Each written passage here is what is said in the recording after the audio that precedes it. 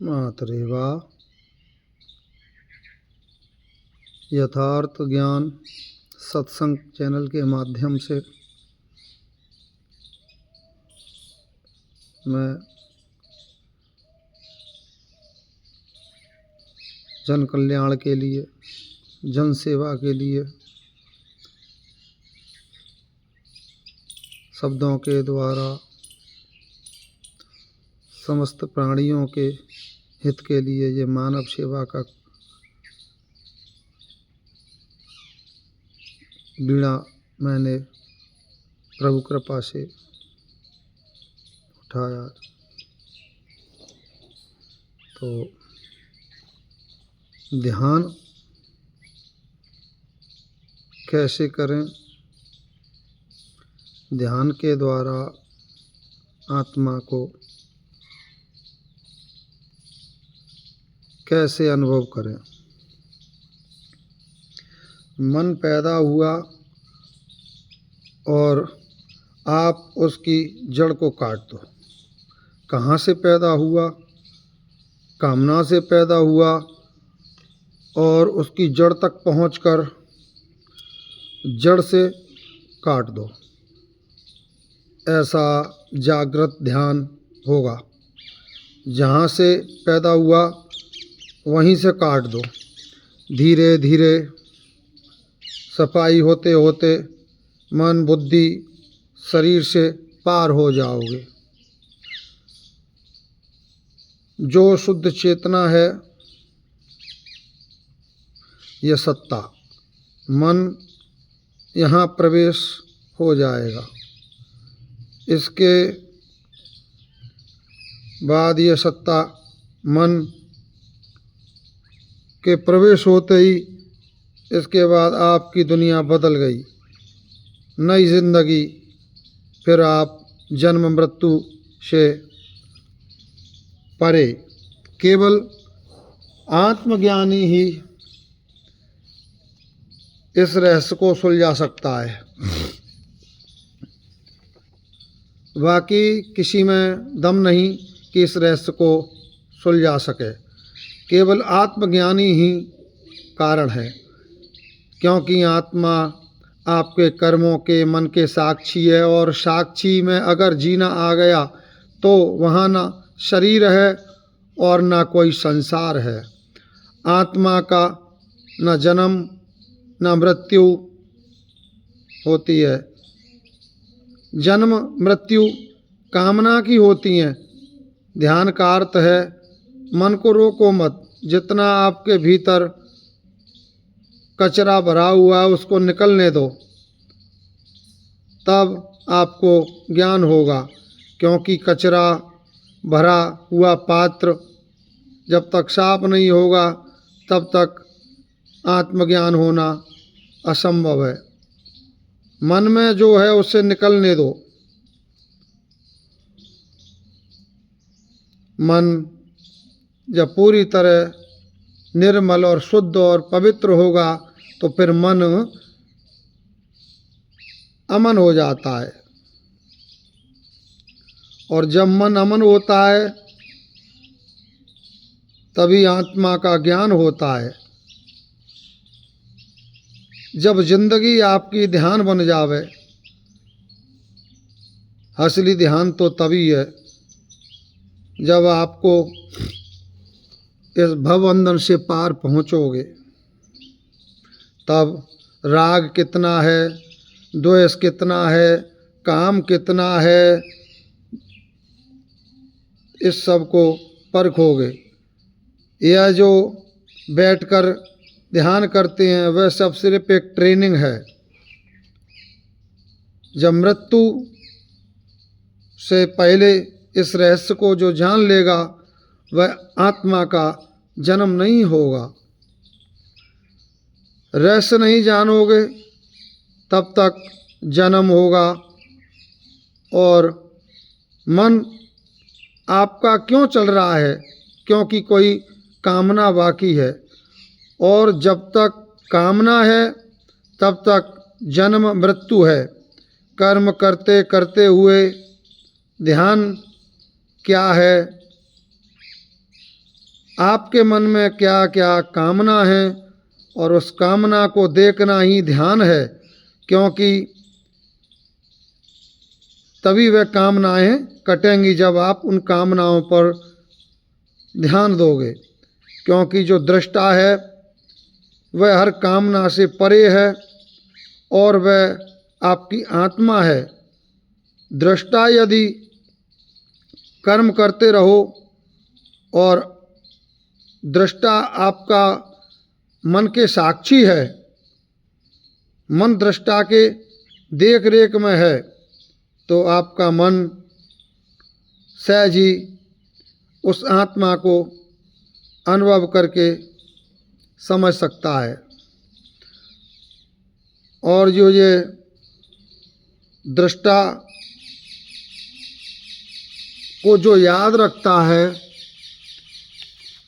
वो आबाद है, और दृष्टा को जो भूल गया वो बर्बाद है। ये मन से संसार है, संसार से मनुष्य संसार में आकर विषयों के चक्कर में पड़ जाता है। तो मन ही मनुष्य के जन्म का कारण है। अब मन और मनुष्य के बीच में ये संसार और शरीर के बीच में मन अब माया के बंधनों में पड़कर फंस गया। जब ये मन भोगों को भोगते भोगते भोगते जब जन्म जन्मांतर बीत जाते हैं, जब ये भोगों से ऊब जाता है मन, तब फिर ये मन आत्म कल्याण के लिए परमात्मा की तरफ परिवर्तन होता है।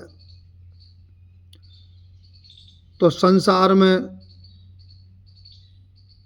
बंधन है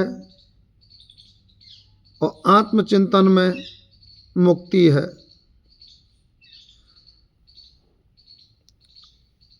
जैसे मन, इंद्रिय, शरीर, बुद्धि, जब तक मन इनके अधीन रहता है तो आत्मा अदृश्य हो जाता है। होते हुए भी आत्मा अदृश्य है। जब शरीर, इंद्रियां और बुद्धि, इन तीनों पर जब मन हावी होता है तो आत्मा होते हुए भी अदृश्य है। और जब आत्मा प्रकट हो जाता है तब ये चारों अदृश्य हो जाते हैं, मन, बुद्धि, शरीर, इंद्रिय।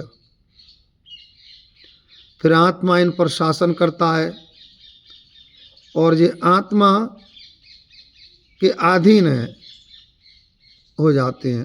तो मन जब आत्मा में लय हो जाता है तो मन भी आत्मा को स्वरूप हो जाता है। जैसे कि दूध में जल दूध में मिलकर जल हो जाता है, इसी प्रकार ये मन आत्मा में लय होके निर्मल हो जाता है। तो भगवान कृष्ण ने गीता में कहा है कि जो मनुष्य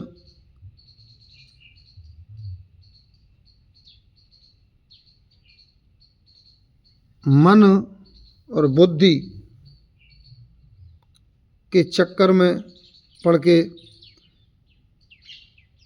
अधोगति को प्राप्त होते हैं, और आत्मा के चक्कर में जो व्यक्ति पड़ जाता है, दृष्टा को साक्षी भाव से दृष्टा समझ आत्मा को हर समय जो हर प्रतिपल दृष्टा के भाव से आत्मा के संरक्षण में मन रहता है, तो मन फिर एक समय बिल्कुल शुद्ध और पवित्र निर्मल होकर वे स्वयं आत्मा का ही स्वरूप हो जाता है। तो भगवान कृष्ण कहते हैं कि मनुष्य स्वयं ही अपना शत्रु है, मनुष्य स्वयं ही अपना मित्र है। तो जो मनुष्य मन रूपी विकारों के चक्कर में पड़ता है वो संसार को कभी छोड़ नहीं पाता है। क्यों?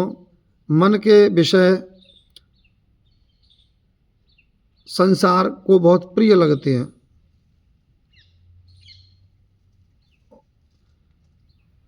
इसलिए आंतरिक ध्यान सहज ही आत्मकल्याण में सहायक है। और जो हम ध्यान करते हैं बैठ के घंटे 2 घंटे, ये घंटे 2 घंटे का ध्यान है। अगर हर पल प्रतिपल मन के ऊपर साक्षी भाव से, दृष्टा भाव से मन को आत्मा के संरक्षण में रखेंगे, हर कार्य करते हुए प्रतिपल कैसी कामनाएं, क्यों कामनाएं, इनको देखते हुए जो व्यक्ति आत्मा के संरक्षण में रहता है मन, तो मन भी निर्मल हो जाता है और इस भवसागर से व्यक्ति अपना आत्म कल्याण करके, और जब ये रहस्य केवल एक आत्मज्ञानी ही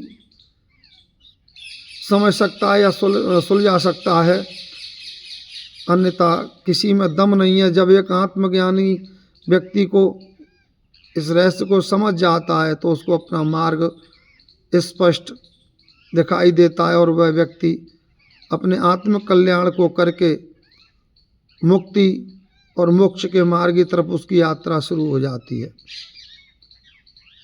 बिना आत्म कल्याण के इस संसार के रहस्य को समझना असंभव है।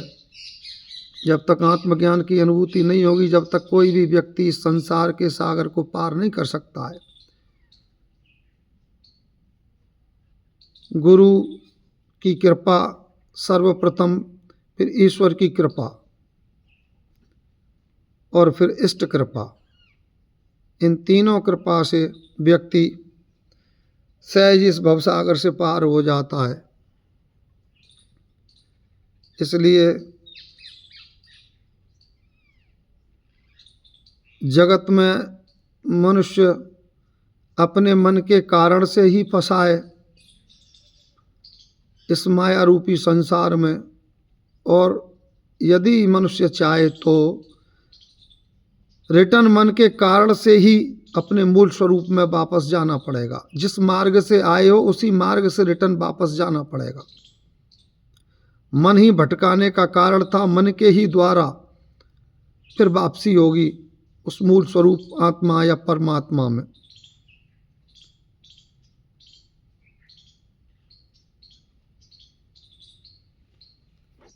तो आत्मचिंतन और ध्यान, प्रतिपल मन का क्या कार्य है,